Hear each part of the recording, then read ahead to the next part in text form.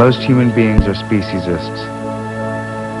This film shows that ordinary human beings, not a few exceptionally cruel or heartless humans, but the overwhelming majority of people, take an active part, acquiesce in, and allow their taxes to pay for practices that require the sacrifice of the most important interests of members of other species, in order to promote the most trivial interests of our own species.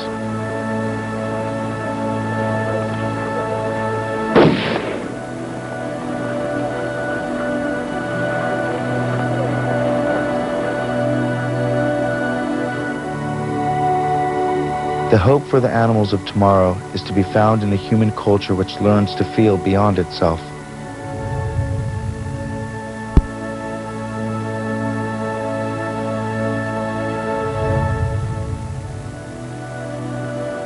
We must learn empathy.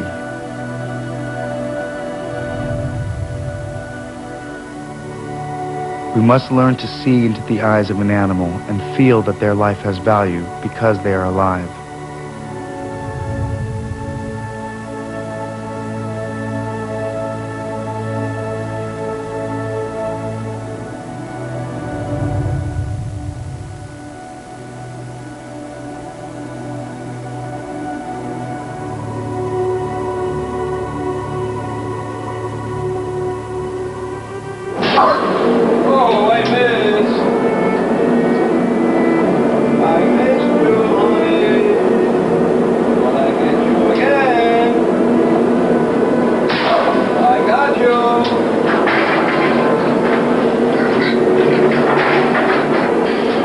What happens in slaughterhouses is a variation on the theme of the exploitation of the weak by the strong.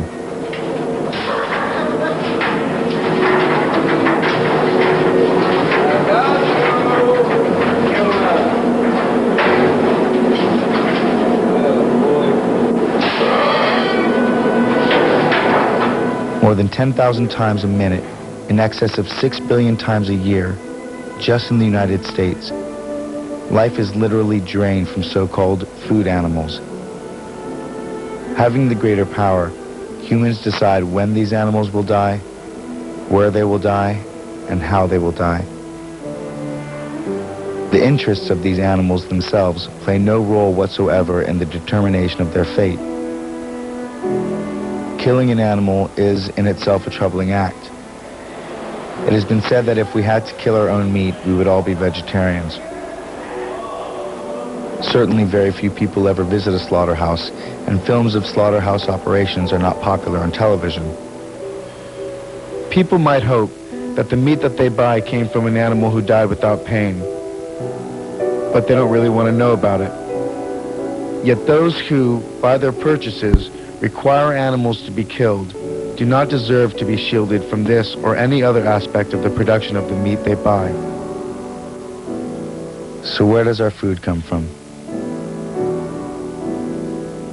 For those of us living on a meat diet, the process these animals undergo is as follows.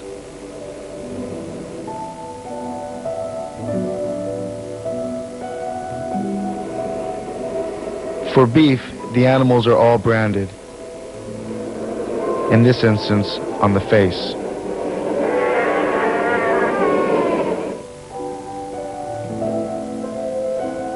Dehorning usually follows, never with anesthetic, but rather a large pair of pliers.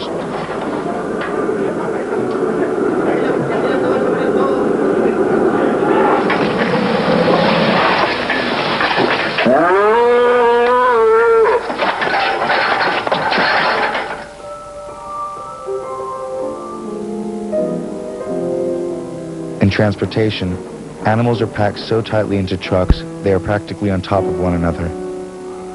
Heat, freezing temperatures, fatigue, trauma, and health conditions will kill some of these animals en route to the slaughterhouses.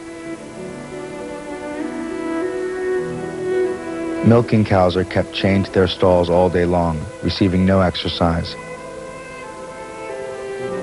Pesticides and antibiotics are also used to increase their milk productivity.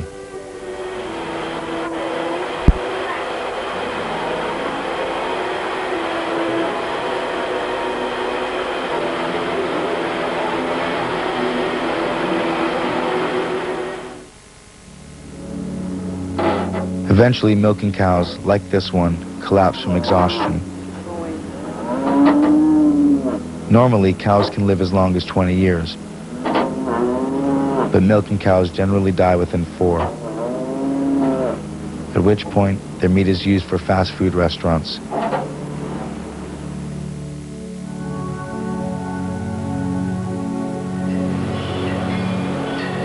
At this slaughterhouse, the branded and dehorned cattle are brought into a stall. The captive bolt gun, which was designed to reduce animals unconscious without causing pain, fires a steel bolt that is powered by compressed air or a blank cartridge right into the animal's brain.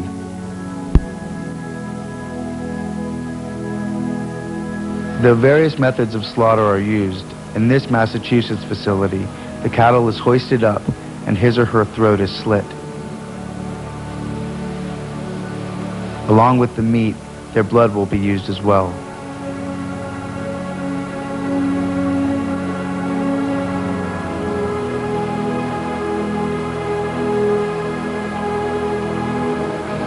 Though the animal has received a captive bolt to the head, which is supposed to have rendered him or her senseless, as you can see, the animal is still conscious.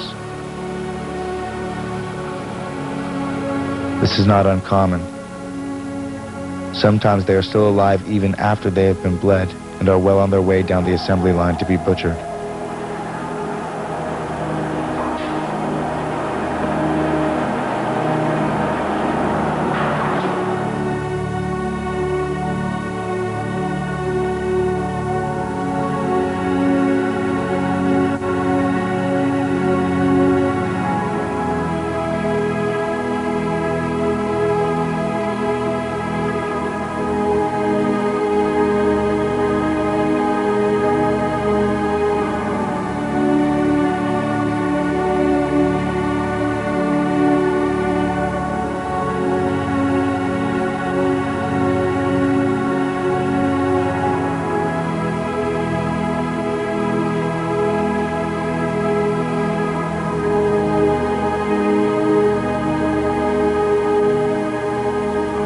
This is the largest glot kosher meat plant in the United States. Glot, the Yiddish word for smooth, means the highest standard of cleanliness.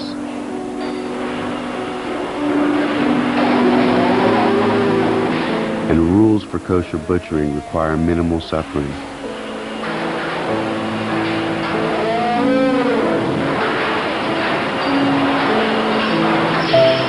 The use of electric prods on immobilized animals is a violation.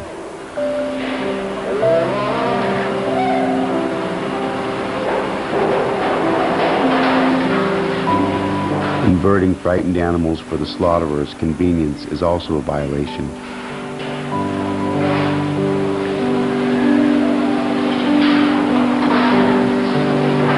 The inversion process causes cattle to aspirate blood or breathe it in after incision. Ripping the trachea and esophagi from their throats is another egregious violation, since kosher animals are not to be touched until bleeding stops.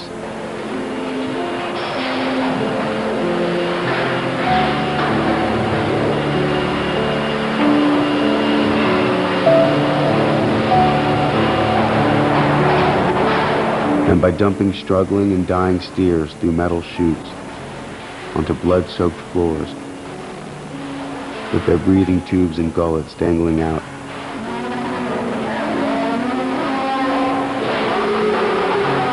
This sacred task is neither clean or compassionate. Shackling and hoisting is ruled yet another violation, nor does it correspond to the kosher way of treating animals. If this was kosher, death was neither quick nor merciful.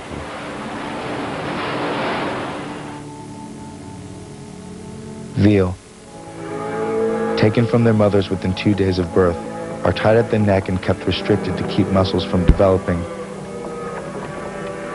Fed an iron-deficient liquid diet, denied bedding, water, and light. After 4 months of this miserable existence, they are slaughtered.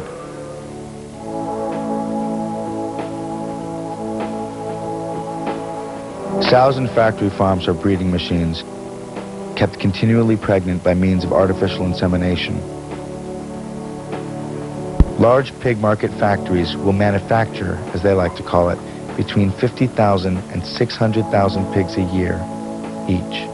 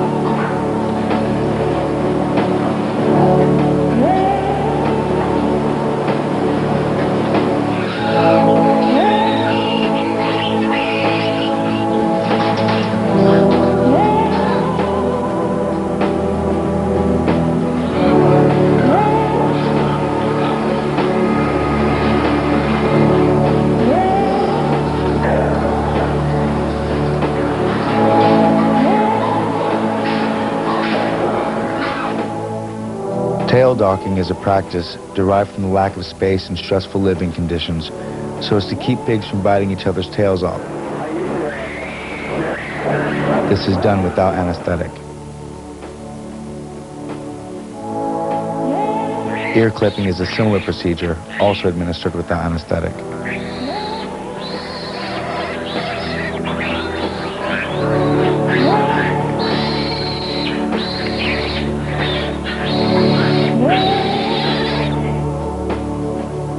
As well as teeth cutting.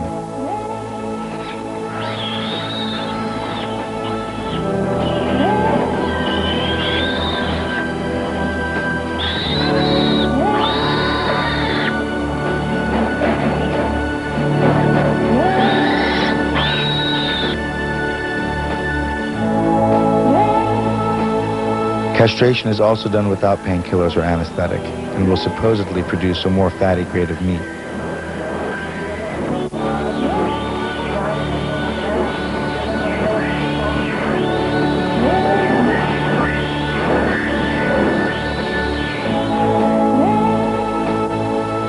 The electric prods are used for obvious reasons. Handling.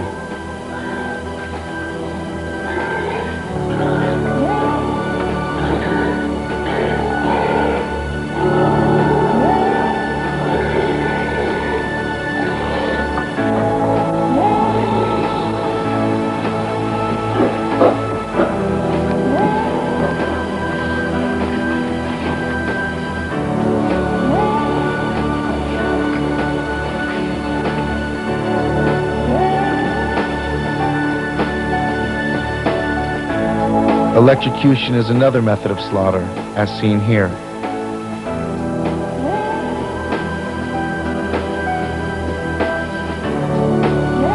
Throat slitting, however, is still the least expensive way to kill an animal.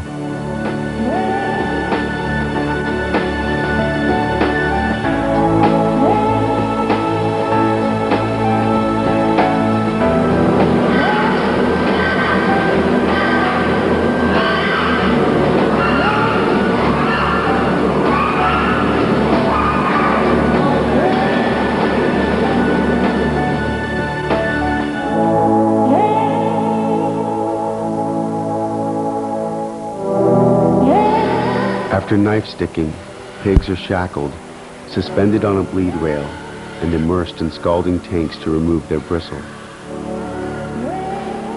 Many are still struggling as they are dunked upside down in tanks of steaming water, where they are submerged and drowned.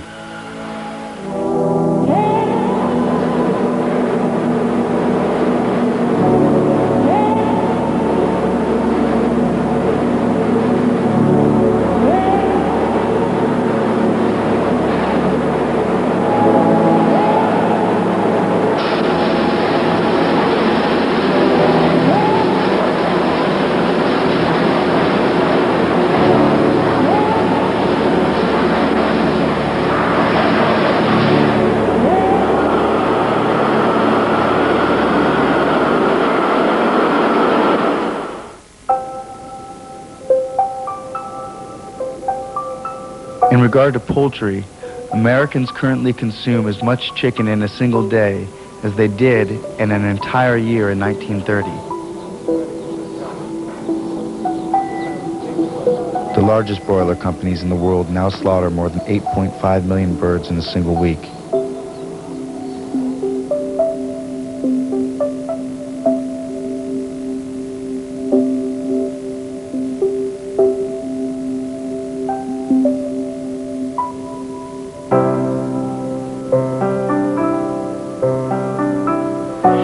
Debeaking prevents feather pecking and cannibalism in frustrated chickens, caused by overcrowding in single areas where they are unable to establish a social order.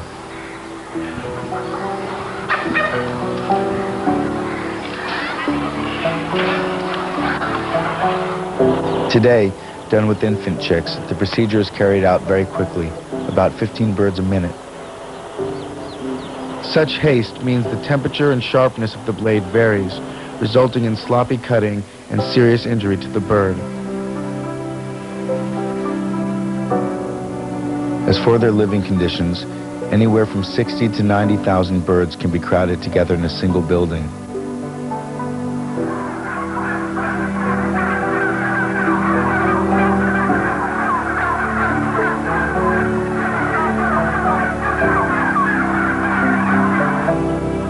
The suffering for these animals is unrelenting. It is a way of life. Although their beaks are severed, they attempt to peck each other.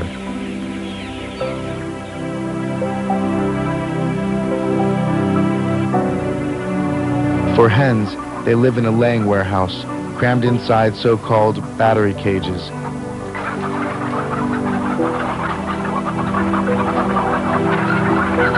Many lose their feathers and develop sores from rubbing against the wire cage.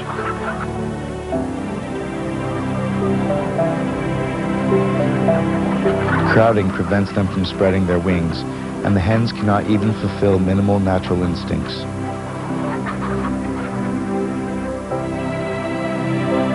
During transportation, all animals suffer, and many die.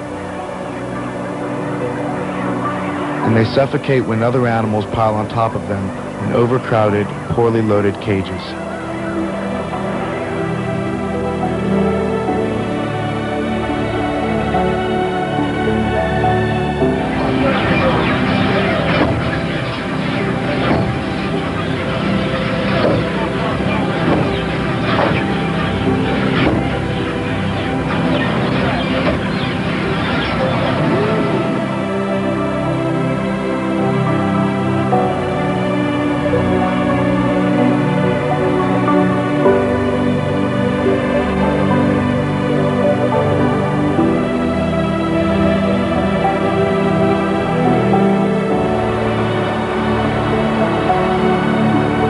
Chickens and turkeys are slaughtered in numerous ways.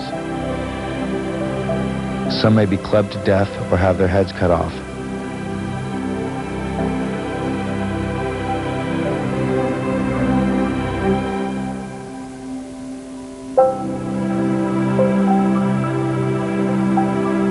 The most are brought through the assembly lines of factory farms.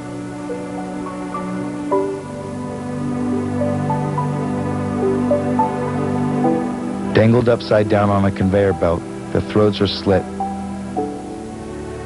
and they are left to bleed to death.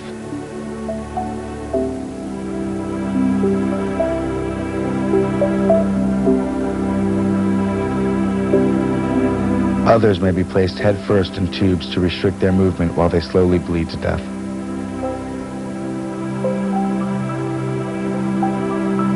Surely, if slaughterhouses had glass walls, would not all of us be vegetarians? But slaughterhouses do not have glass walls.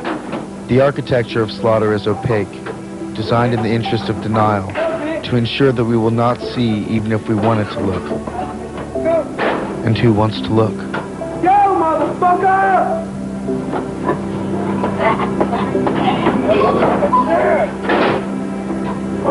Better fucking stop!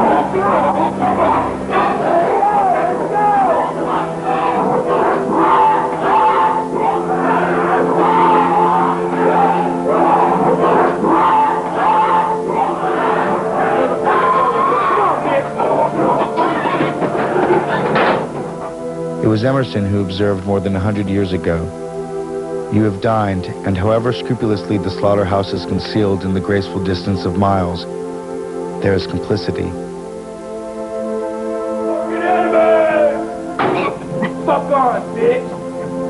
Fuck on, bitch! Fucking enemy!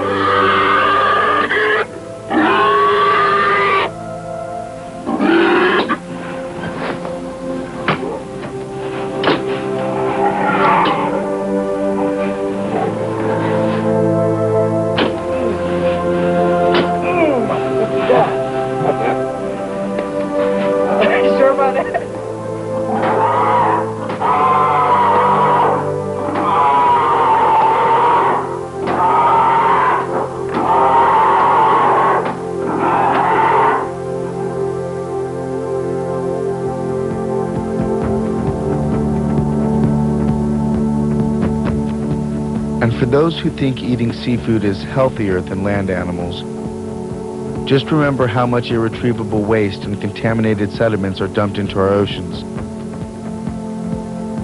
In the past, oil, nuclear, and chemical industries have done little for the protection of marine environments. And dumping on or under the seabed has always proved a convenient place to dispose of inconvenient wastes.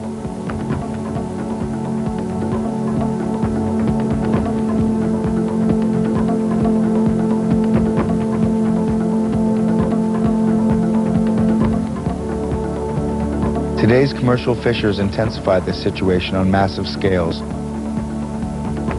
They use vast factory trawlers the size of football fields and advanced electronic equipment to track and catch fish.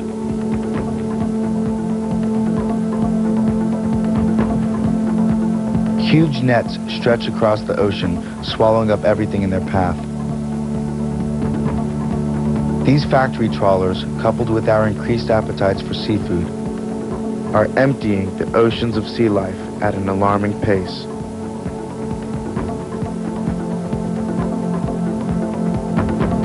Already 13 of the 17 major global fisheries are depleted or in serious decline. The other 4 are overexploited or fully exploited.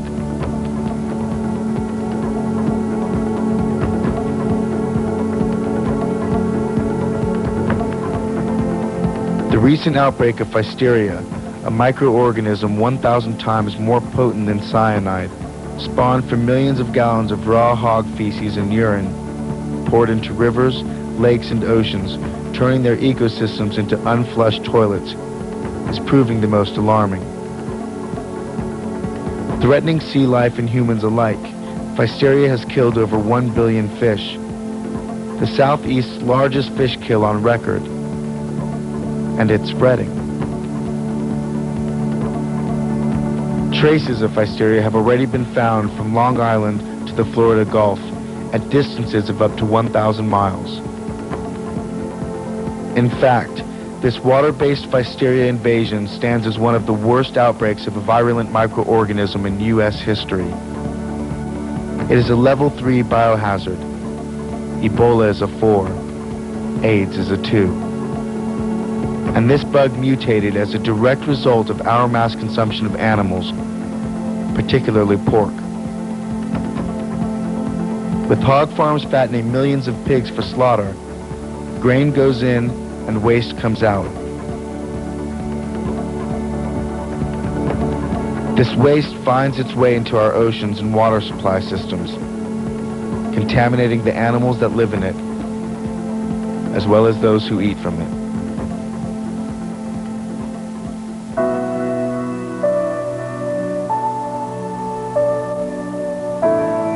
Finally, whaling. Though the International Whaling Commission prohibited commercial whaling in 1985, many countries continue to kill whales for their so-called exotic meat.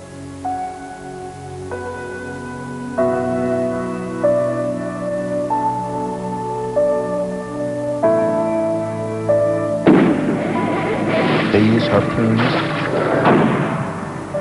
firearms, blunt hooks, even explosives, or drive them into authorized whaling bays where they are made to beach and can be killed with knives in the shallows.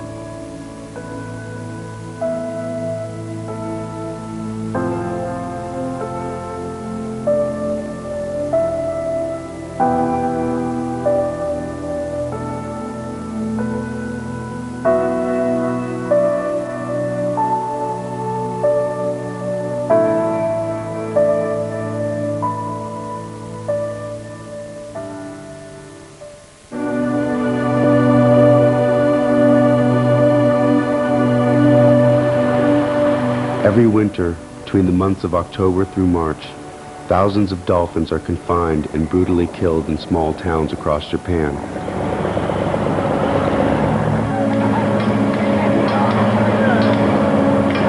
Sounding rods beneath the water's surface interfere with the dolphin sonar.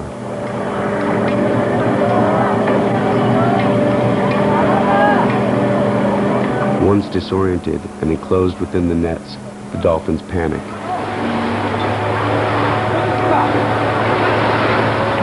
Fishermen often injure a few captive dolphins with a spear thrust or knife slash, since dolphins never abandon wounded family members. Mothers and babies call out in distress as they are separated, hoisted up and dragged off, soon to be mercilessly hacked to death.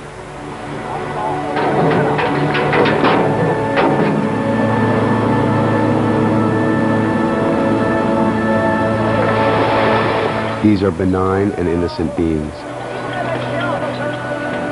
and they deserve better.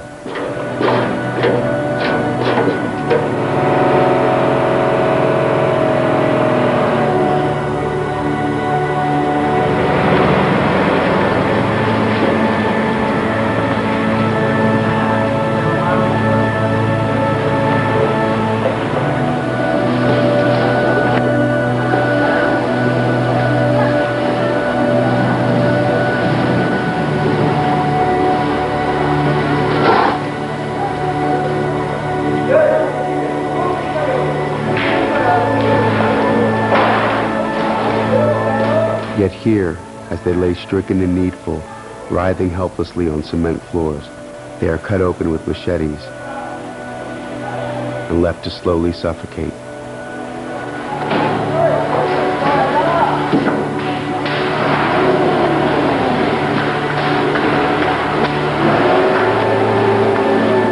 Convulsing and contorting in the throes of agony, while school children walk on by.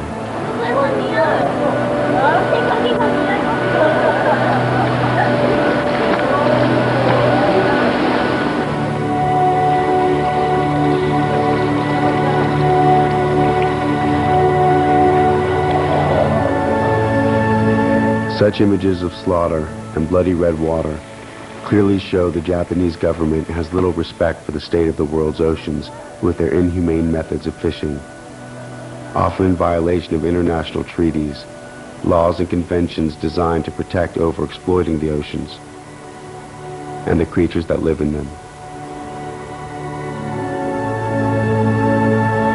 Dolphin meat is later sold in markets and restaurants, though often mislabeled as whale meat.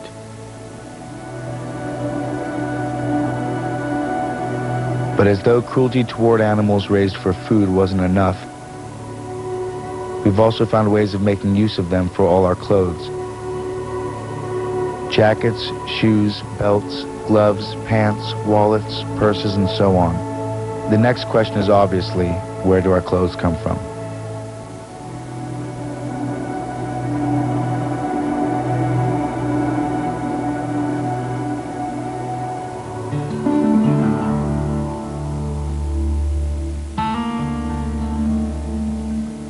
The demand for leather comes primarily from the United States, Germany, and the UK. Just about everybody wears it, with little or no thought of where it came from. Thousands of India cows are slaughtered each week for their skins, purchased from poor families in part of rural India who sell them only after the assurance that the animals will live out their lives on farms.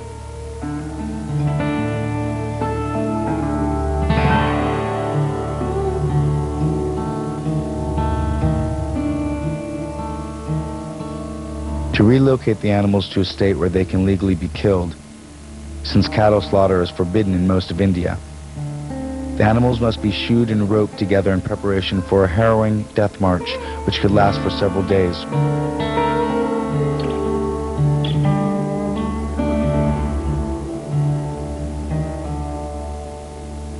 Forced to walk through the heat and dust without food or water, coupled with the sheer stress of this terrifying experience for them, many of the animals collapse and are unable to continue.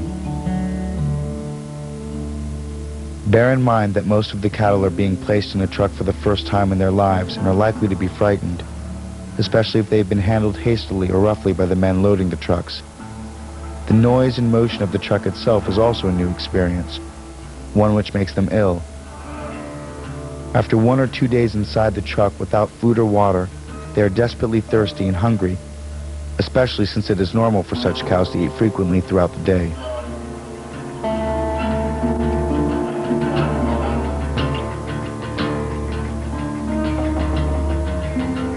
But when the cattle become weary and grow faint, the bones in their tails are broken in an effort to get them back up on their feet. This is done by repeatedly pinching the tail in several areas.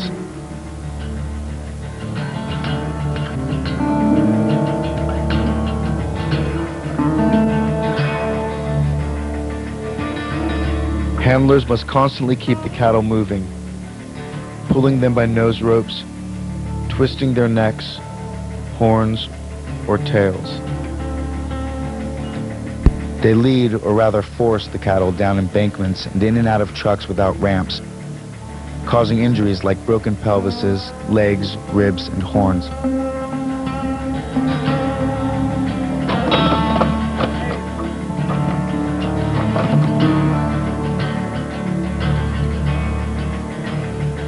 Chili pepper and tobacco are also used to keep the animals walking. This practice is done by rubbing the pepper directly into their eyes in order to stimulate the animal back onto his or her feet.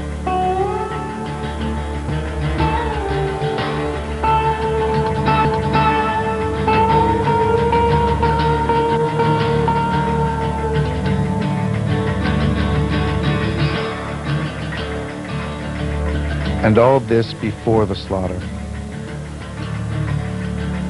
As many as half of the animals will already be dead by the time they arrive at the slaughterhouse.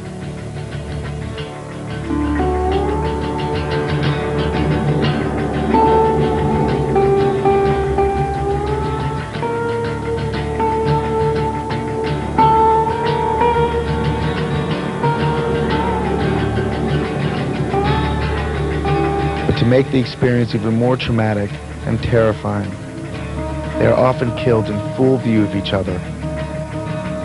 And instead of the required quick slice across the throat with a sharp knife, they are generally killed through hacking and sawing with a dull blade.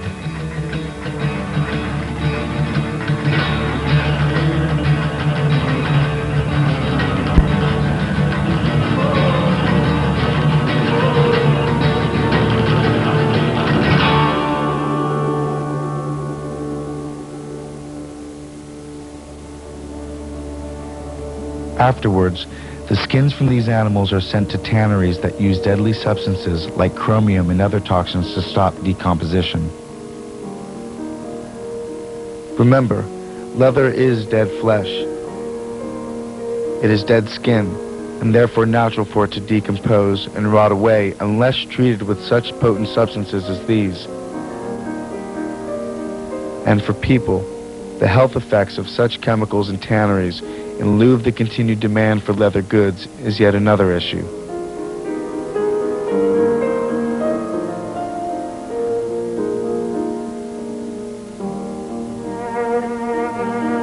Ultimately, leather from Indian cattle make their way to clothing stores all around the world.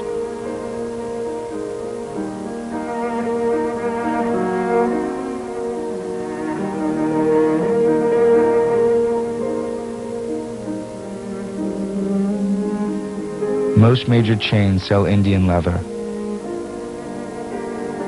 Leather that comes from completely different cows than those we eat.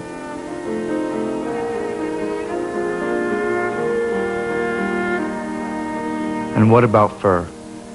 Over 100 million wild animals are murdered for their pelts every year, 25 million in the United States alone. These animals, obtained by hunting and trapping, are kept on fur farms in conditions like these. Naturally, these undomesticated, wild animals are not accustomed to being caged. And cage madness develops when frightened and frustrated animals are driven crazy from the stress of confinement. These wild, free-roaming animals and their offspring find themselves unable to live a natural life, can never take even a few steps or feel the earth beneath their feet. Instead, they are reduced to scratching, circling, and pacing endlessly. The physical injuries these animals endure on fur farms involve broken and exposed bones,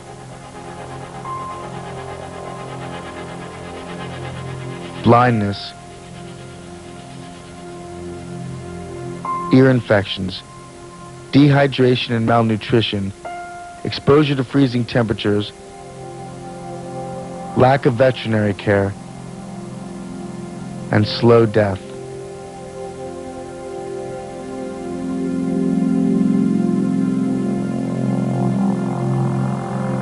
No laws indicate the killing of animals on fur farms. Therefore, the least expensive methods are the most appealing. Carbon monoxide poisoning, strychnine, suffocation, breaking the neck, and anal electrocution are some of the more common methods used. Removed from his or her cage with a heavy neck pole, the animals walk past the rows of bodies of slaughtered foxes, sables, raccoons, and wolves, among others. Death by anal electrocution is a crude process that requires a probe to be inserted in the rectum while the animal bites down on a metal conductor.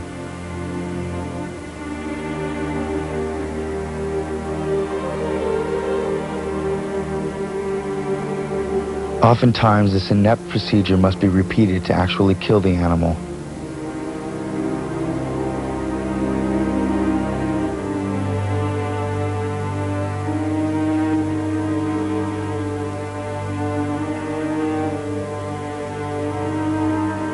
And the skin carcasses seen here will later be ground up and fed to the animals still caged.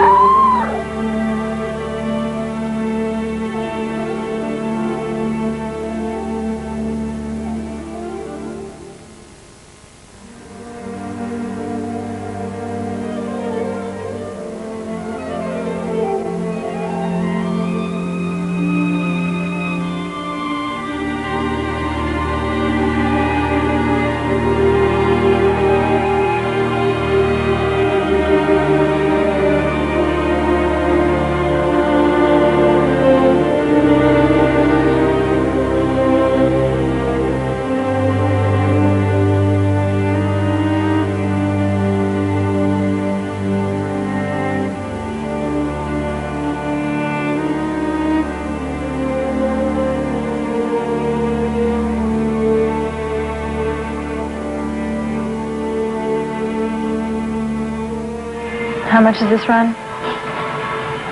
This is $49,500.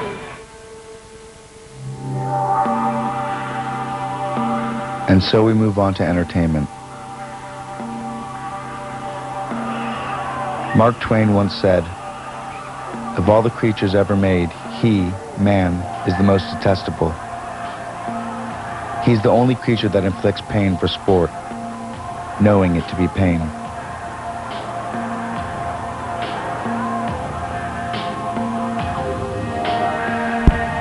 In rodeos, bulls and broncos don't buck because they're wild, but because they're in pain. A belt, called a flank strap or a bucking strap, is secured around the animal's body over the genital area. As the animal leaves the chute, a tight jerk on the belt is enough to start him bucking in pain. Apart from other injuries animals incur at rodeos, such as broken legs, they're also worked up by being slapped, teased, given electric prods, and otherwise tormented to bolt out of the chute in a frenzy.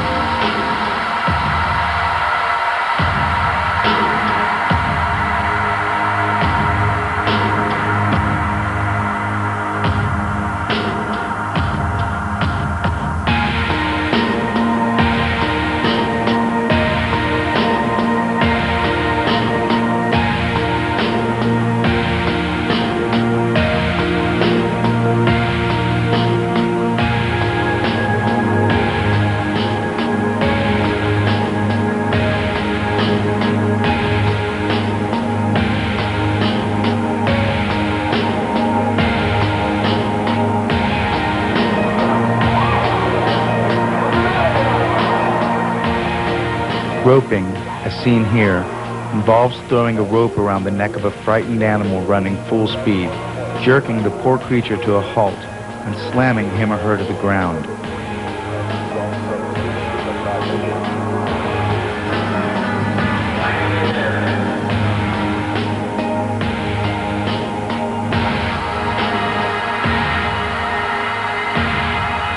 Like any other business, dog racing and horse racing are industries motivated by a common denominator: profit.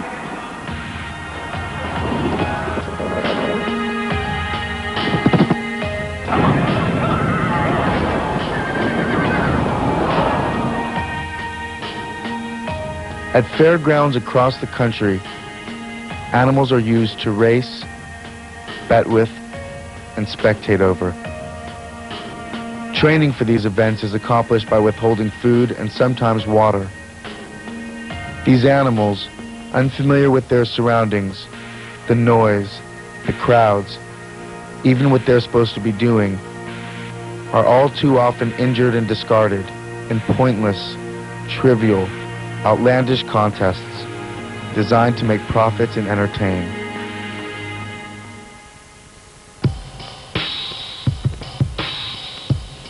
Besides loss of habitat, hunting is the #1 threat to wildlife today. Hunters kill over 200 million animals every year. Deer, rabbits, and squirrels top the list of desirable targets. There is no denying it. If hunting is a sport, it is a blood sport. The targets are living, and they undergo violent deaths.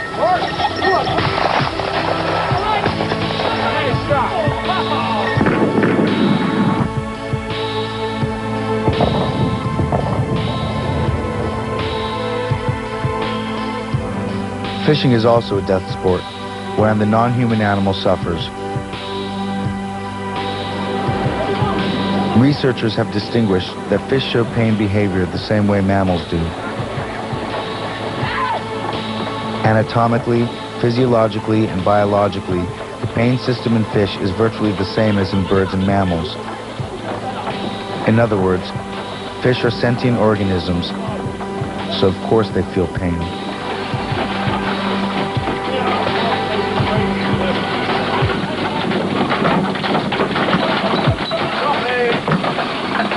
those who think fish die gentler deaths, consider that their sensory organs are highly developed.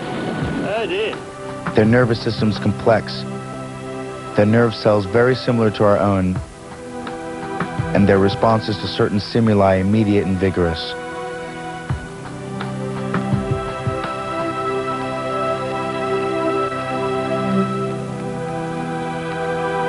When going to the circus, rarely do we stop for a moment and consider what incites an animal to do something unnatural, even dangerous, such as jumping through flames, balancing on one foot, or diving into water from shaky platforms high in the air.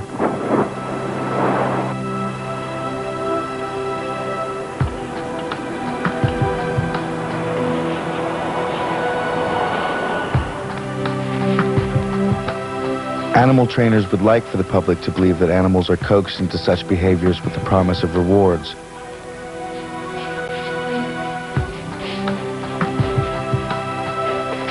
But the truth is that animals perform because they fear punishment. Let's go! Let's go! Let's go! Let's go! Pancho, let's go! Pancho, let's go! In essence, circuses condemn animals who are wild by nature to live out their days isolated in tiny, barren cages, denied normal exercise and socialization, shuttled around from place to place,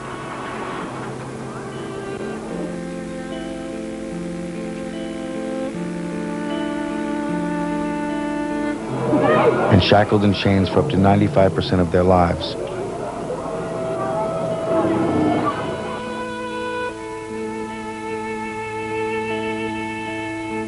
Elephants are taught to perform with positive reinforcement and never hit.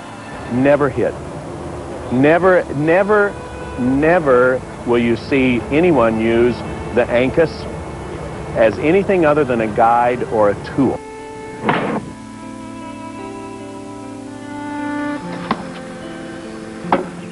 No! No!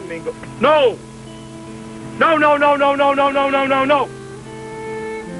Dominance, subservience, and pain are integral parts of the training process.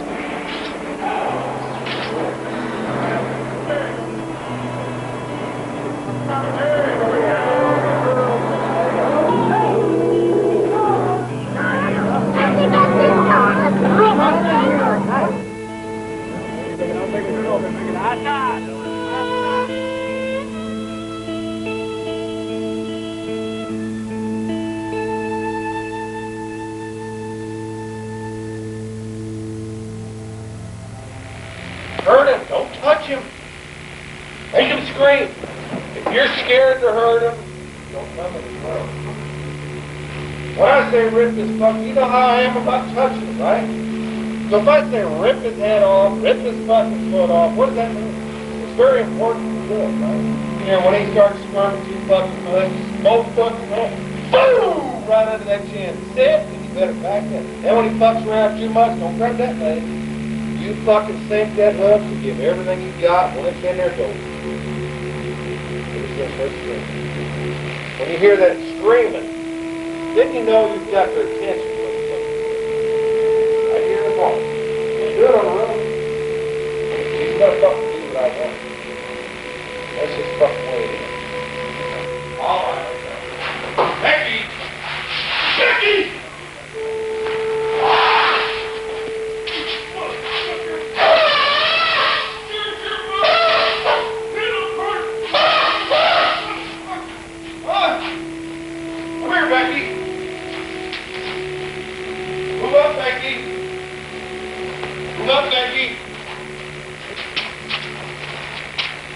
All right, Cub. Cub. Daddy, come here, Tracy. Cub.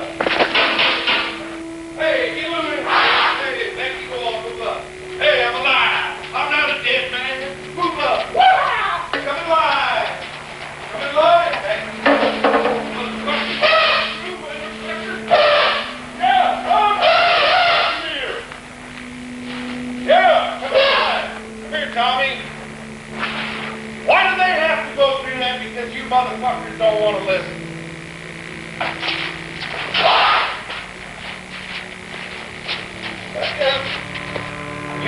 pussy-ass fucking attitude, just the way they got.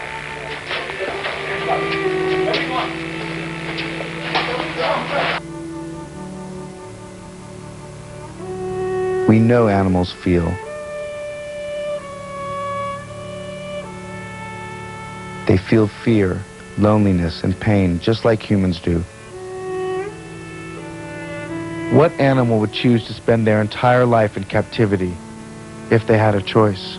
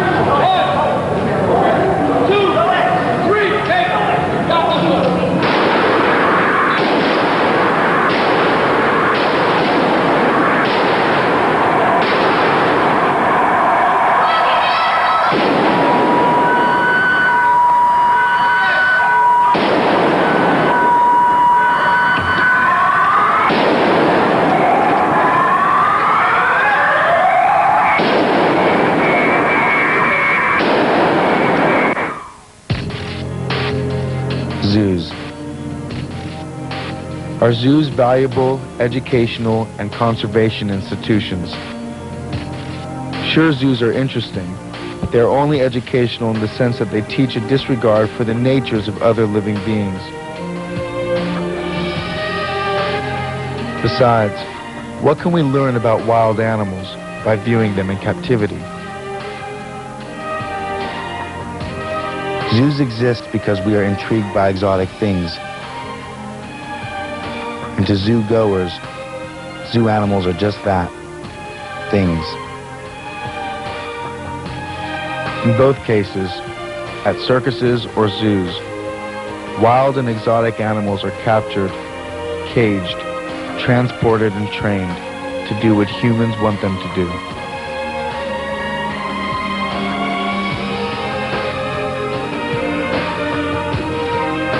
At best, the term bullfighting is a misnomer, as there is little competition between the sword of a nimble matador, which is Spanish for killer, and a confused, maimed, psychologically tormented, and physically debilitated bull. Many prominent former bullfighters report that bulls are intentionally debilitated with tranquilizers and laxatives, beatings to the kidneys, and heavy weights hung around their necks for weeks before a fight.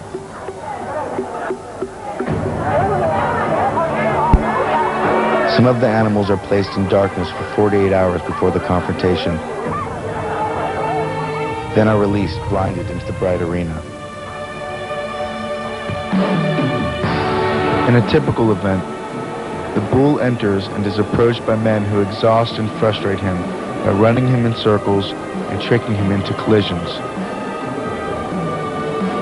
When the bull is tired and out of breath, he is approached by picadors who drive lances into its back and neck muscles, twisting and gouging to ensure a significant amount of blood loss and impairing the bull's ability to lift his head. Then come the banderilleros, who distract and dart around the bull while plunging more lances into him. Weakened from blood loss, they run the bull in more circles until he is dizzy and stops chasing. Finally, the matador, this killer, appears and after provoking a few exhausted charges from the dying animal, tries to kill the bull with his sword. And this bloody form of amusement is bullfighting. The pleasure derived from all of these activities and sports, a communion with nature, some would say, can be secured without harming or killing animals. The commercial exploitation of wildlife erroneously assumes that the value of wild animals is reducible to their utility relative to human interests, especially economic interests. But wild animals are not a renewable resource, having value only relative to human interests. That perception can only be that of a speciesist.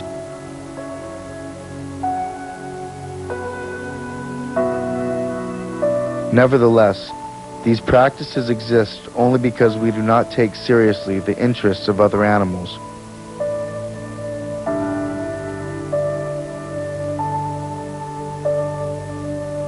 In this light, are humans not the most callous speciesist of all?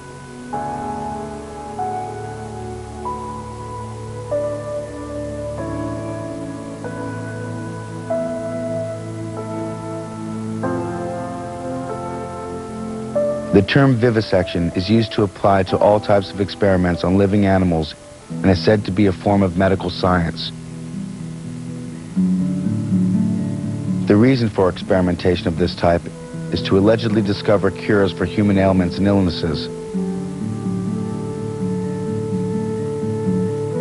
But those who hope to find remedies for human ills by inflicting deliberate sufferings on animals commit two fundamental errors in understanding. The first is the assumption that results obtained on animals are applicable to mankind. The second concerns the inevitable fallacy of experimental science in respect to the field of organic life. Since animals react differently from human beings, every new product or method tried out on animals must be tried out again on man through careful clinical tests before it can be considered safe. This rule knows no exceptions. Tests on animals are not only dangerous because they lead to wrong conclusions, but furthermore, they retard clinical investigation, which is the only valid kind. Just remember the fact that any disease deliberately provoked is unlike any disease that arises spontaneously.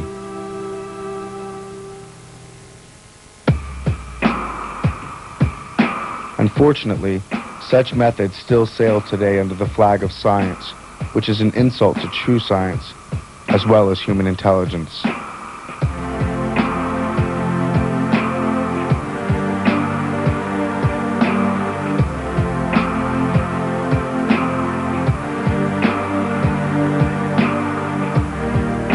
And so, vivisection applies to medical experiments,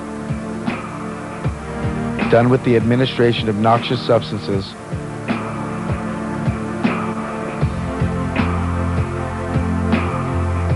electric or traumatic shocks,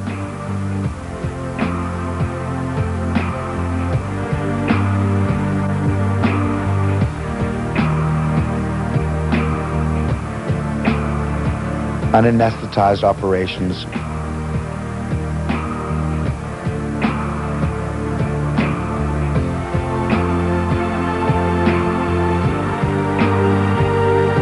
burns,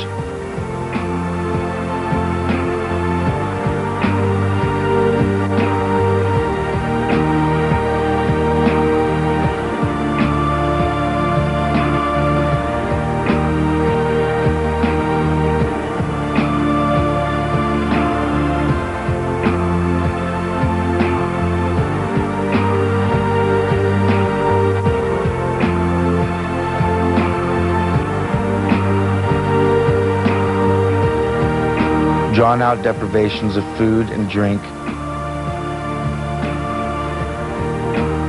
physical and psychological tortures that lead to mental imbalance, infections, and so on. Head injury research involves partially or fully conscious baboons strapped down with restraints and their heads cemented into a metal helmet, which will be thrust at a 60-degree angle at a force of up to 1,000 Gs.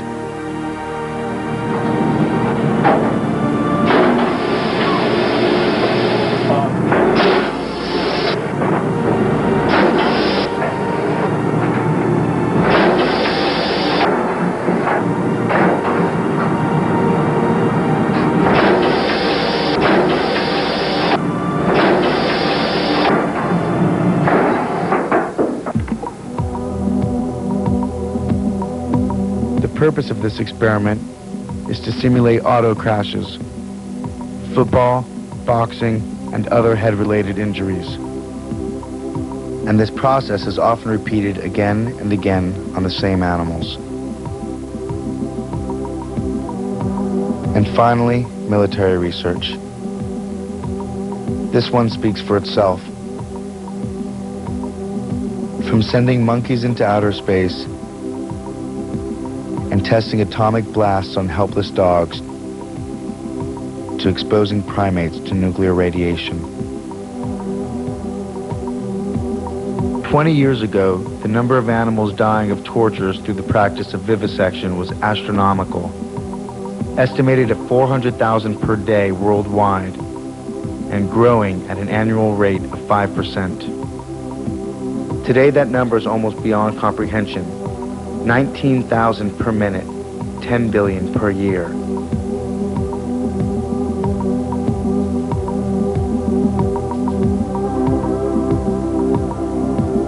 Some uneducated persons pretend to know that less intelligent animals don't feel pain the same way we do.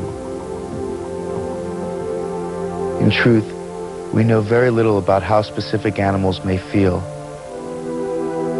except that they must also submit to the universal law that causes every organism dying by unnatural means to suffer greatly before that final release. But it's nonsense to say that animals do not suffer because they have a lower order of intelligence.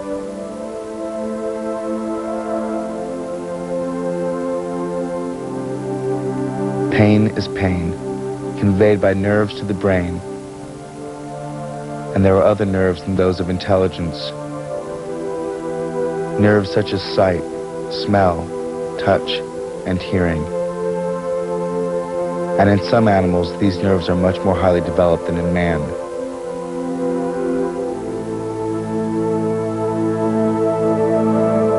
We know that there has never been an epoch in which we could learn something about the physiology of man by torturing animals. We only learn something about animals. And if there is something we can learn from them on the psychological level, it is not by means of steel or electricity, much less so through psychic violences. The systematic torture of sentient beings, whatever the pretext and in whatever form, cannot achieve anything more than it already has. To show us what is the lowest point of debasement man can reach.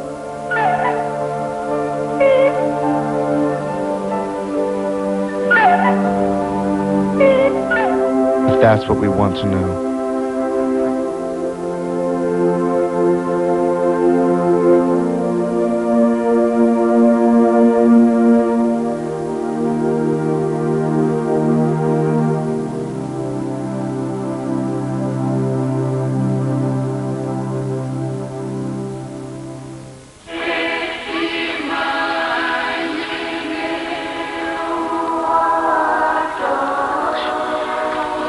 Ignorance is the species' first line of defense. Yet it is easily breached by anyone with the time and determination to find out the truth. Ignorance has prevailed so long only because people do not want to find out the truth. "Don't tell me, you'll spoil my dinner," is the usual reply to any attempt to tell someone just how that dinner was produced. Even people who are aware that the traditional family farm has been taken over by big business interests, that the clothes come from slaughtered cows, that their entertainment means the suffering and death of millions of animals, and that some questionable experiments go on in laboratories, still cling to a vague belief that conditions cannot be too bad, or else the government or the animal welfare societies would have done something about it. But it is not the inability to find out what is going on, as much as a desire not to know about facts that may lie heavy on one's conscience, that is responsible for this lack of awareness. After all, the victims of whatever it is that goes on in all these awful places are not members of one's own group.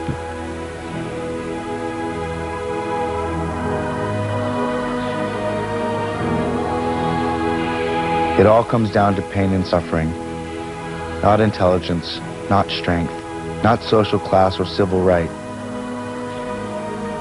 Pain and suffering are in themselves bad and should be prevented or minimized, irrespective of the race, sex, or species of the being that suffers. We are all animals of this planet. We are all creatures. And non-human animals experience sensations just like we do. They too are strong, intelligent, industrious, mobile, and evolutional. They too are capable of growth and adaptation. Like us, first and foremost, they are earthlings. And like us, they are surviving.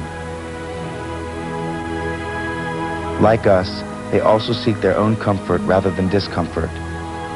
And like us, they express degrees of emotion. In short, like us, they are alive. Most of them being, in fact, vertebrae, just like us.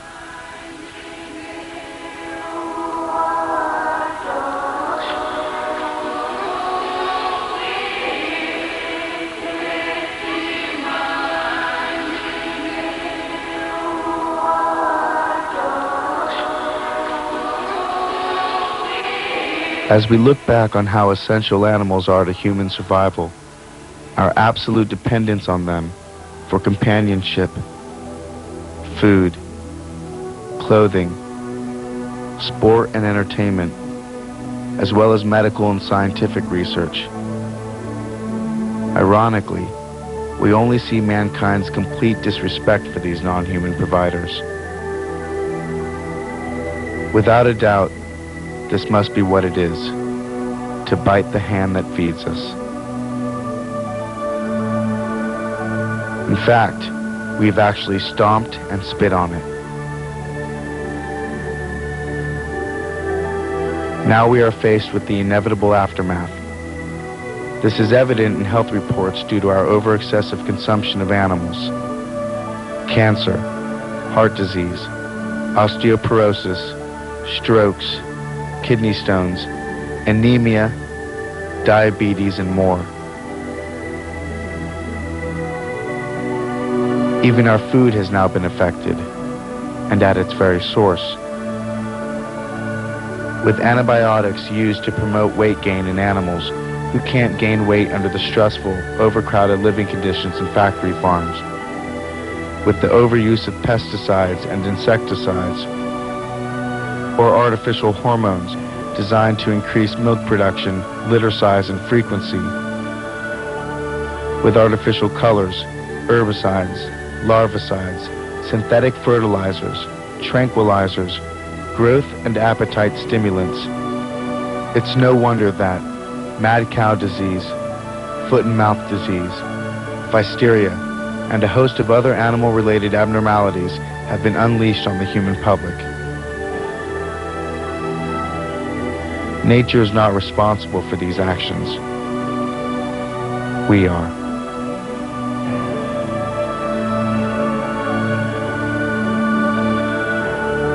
So a change is inevitable. Either we make it ourselves, or we will be forced to make it by nature itself. The time has come for each of us to reconsider our eating habits, our traditions, our styles and fashions, and above all, our thinking.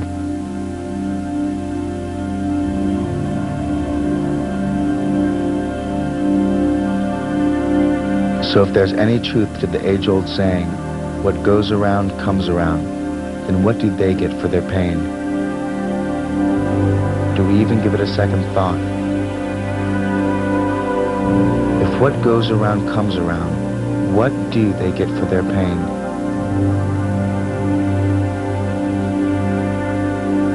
They are earthlings. They have the right to be here just as much as humans do.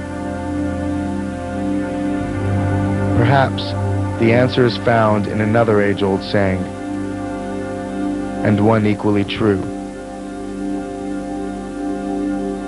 We reap just what we sow.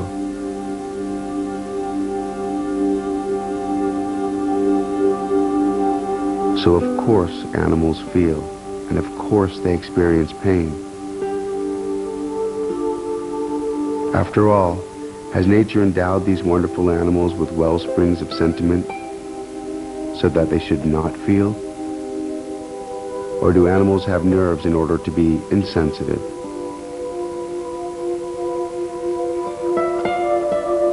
Reason demands a better answer. But one thing is absolutely certain. Animals used for food, used for clothing, used for entertainment, and in scientific experiments, and all the oppression that is done to them under the sun, they all die from pain. Each and every one. Isn't it enough that animals the world over live in permanent retreat from human progress and expansion? And for many species, there is simply nowhere else to go. It seems the fate of many animals is either to be unwanted by man or wanted too much. We enter as lords of the earth, bearing strange powers of terror and mercy alike. But human beings should love animals as the knowing love the innocent and the strong love the vulnerable. When we wince at the suffering of animals, that feeling speaks well of us, even if we ignore it. And those who dismiss love for our fellow creatures as mere sentimentality overlook a good and important part of our humanity. But it takes nothing away from a human to be kind to an animal. And it is actually within us to grant them a happy life, and a long one.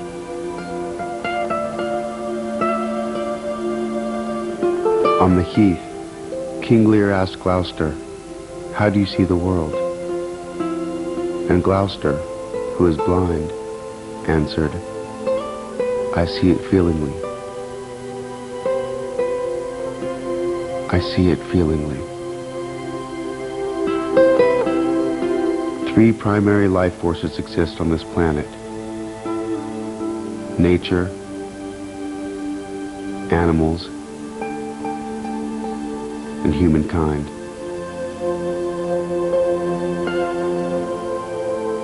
We are the earthlings. Make the connection.